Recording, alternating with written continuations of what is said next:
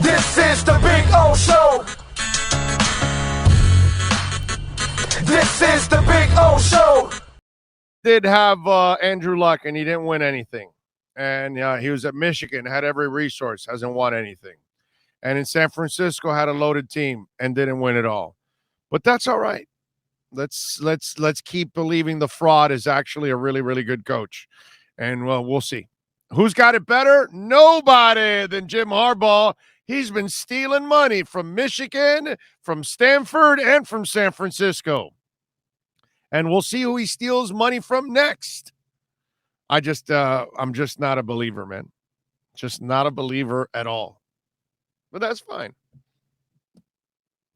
Wasn't much of a Pat Kennedy believer when he was at FSU. I thought he was more of a car salesman. I never thought Jack McKeon was a good manager.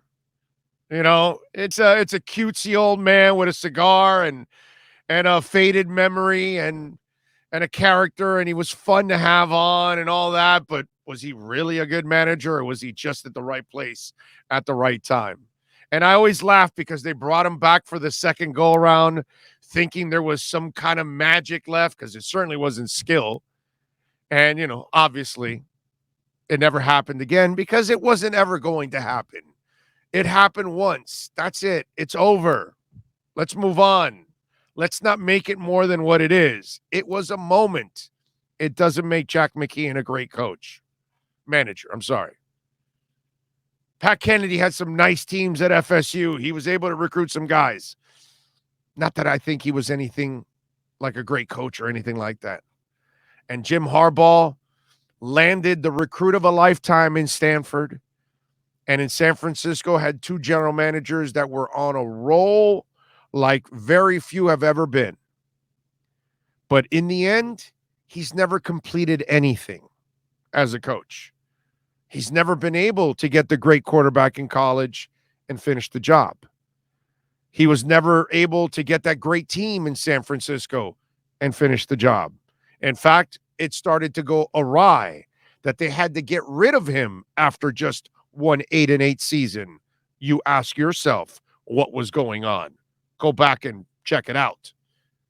And then at Michigan, he's had every resource possible and has never even come close.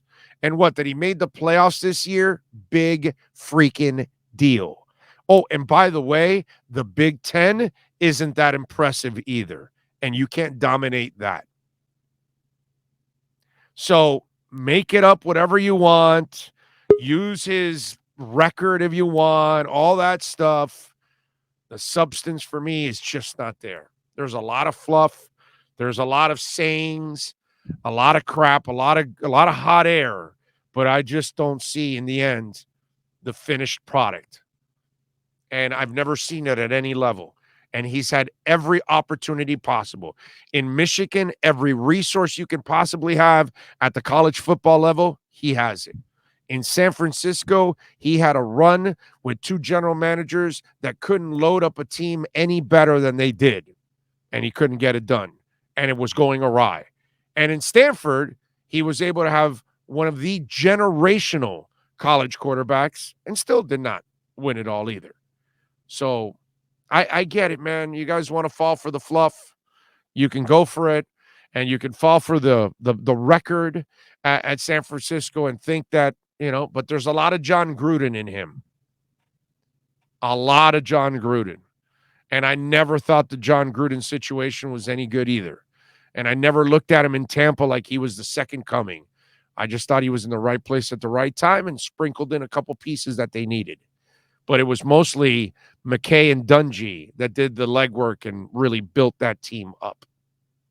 That's the difference. But people can look at it however you want, man. If you think he's the second coming and he's the answer, God bless you, man. Go for it.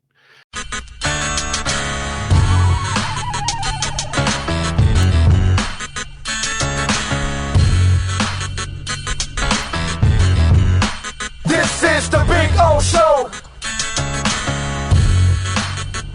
This is the Big O Show.